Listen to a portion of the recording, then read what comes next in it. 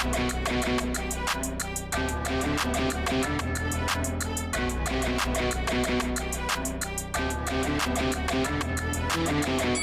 guys, welcome to Boxing Squared for boxing news and views from around the internet. The promoter for Joe Joyce, Frank Warren, has floated the idea that Joyce could end up facing Derek Chisora in a so-called takeover fight, suggesting that could be on for October the 9th. So we'll get to Frank Warren's graphic and comments and also parts of an interview that he's done, and then on to some stuff that Derek Chisora has said. And obviously he may be looking elsewhere, and that's certainly the tenor of what he is saying. But first of all, what we'll do is start off with Frank Warren's Queensbury graphic they produced after he made some comments to Sky Sports. See here on screen. This is on the left here, Chisora tick over for Joyce. If Joe and his team tell me they want a tick over fight whilst we are waiting on AJ or Usyk, someone like Del Boy could work. He'd give Joe some rounds before being broken down and stopped. And then in the comment on the right hand side, speaking with Sky Sports, Frank Warren gives his thoughts on a potential clash between Joyce and Derek Chisora.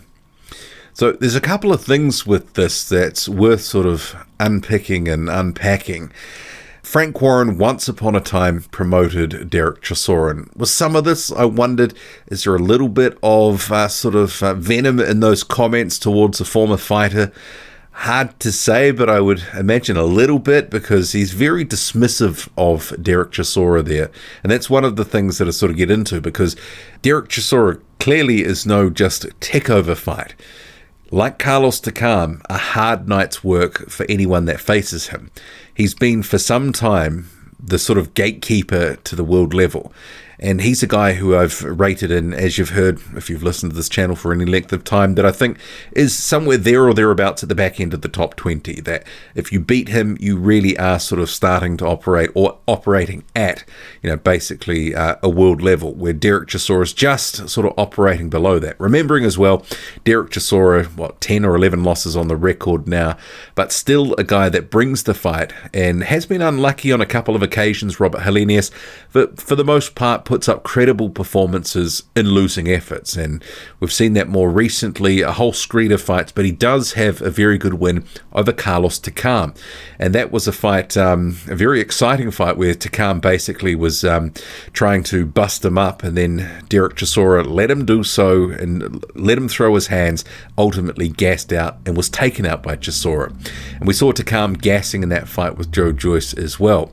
So it might be one of these things where Carlos Takam is, and I'm just sort of going off on a tangent here, he's kind of, from what we saw over that fight from this past weekend, a 5 or 6 round fighter, because he was gassing badly, after that 5th round. Derek Chisora has shown us in different fights, the Usyk one, the Parker one, 6 or 7 rounds, and then he starts gassing and it's all downhill from there.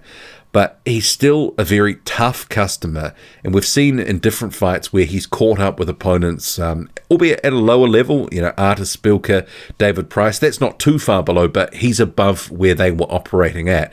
He was able to take them out and look pretty good in the process, and there are other wins in there where he's looked good. But the Carlos Takam win was a stunning knockout, but certainly, I say all that to say this, more than a tick over that Frank Warren has described. But there's some issues here, because this is not for the first time that the Team Joyce has wanted to make a Chisora fight. This has been a fight that's been long talked about. Going back about 3 years or so, they were sort of, getting up in his grill at events saying, let's fight. And Chisora ultimately basically brushed it off and said, hey, well, throw me £5 million and I'll do it. And this is part of the reason that I think they're not going to be able to do it. It's the money. I mean, don't get me wrong, I love the fight, but Derek Chisora has been operating at a pay-per-view level.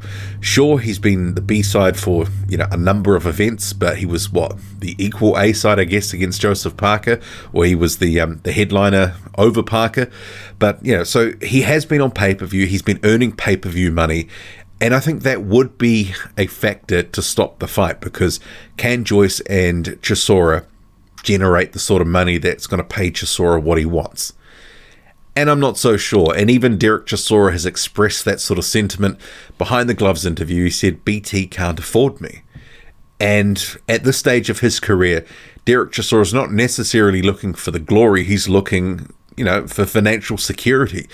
Building and banking pay-per-view checks is kind of what he's been doing in recent years. He's got a number of them now.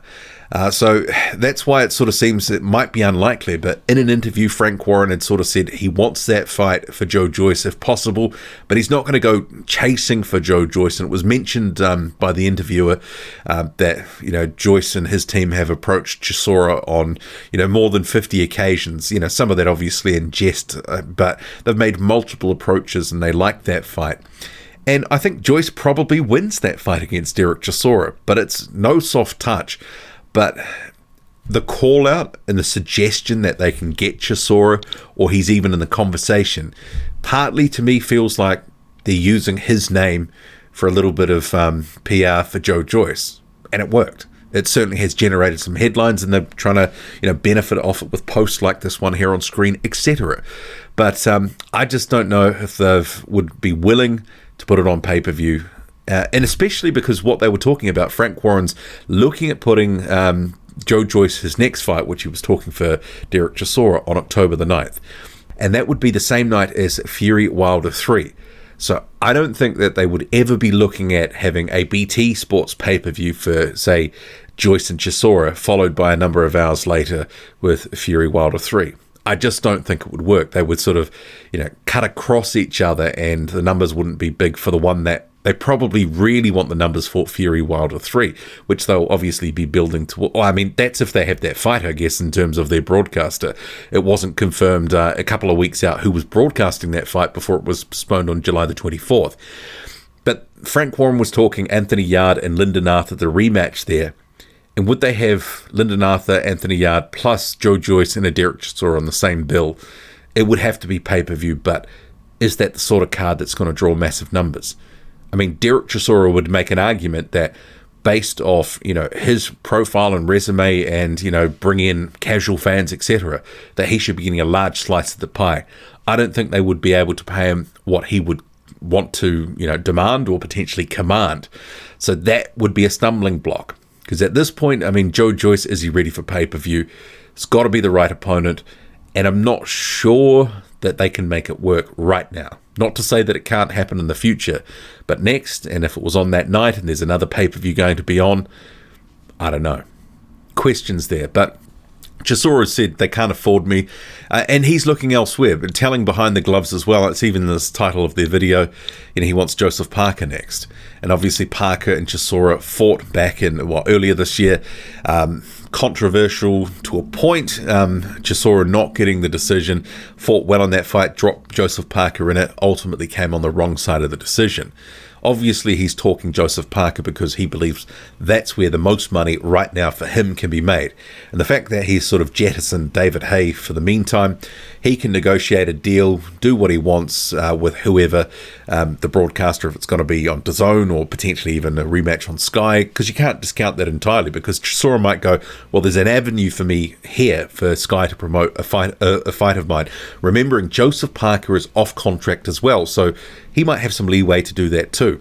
But actually, Joseph Parker had popped up and he's saying to Dillian Whyte, let's do it again. And Dillian Whyte sort of responded, silence the noise with violence, hashtag throwback.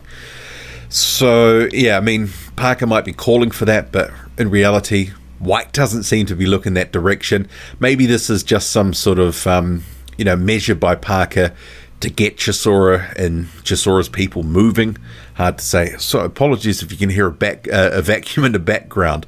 It is going. I can certainly hear it. You may not be able to catch it. But, Chisora and Parker, it feels like that's more likely. And if Chisora is going to get the lion's share, cutting out Haye of the equation, it feels like that'll probably happen. I like the Joyce and Chisora fight. I certainly think that is a fight that would be a really good one.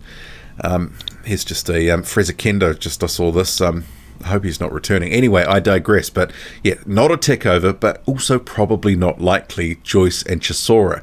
And is Frank Warren using Chisora's name just for a little bit more shine for Joyce?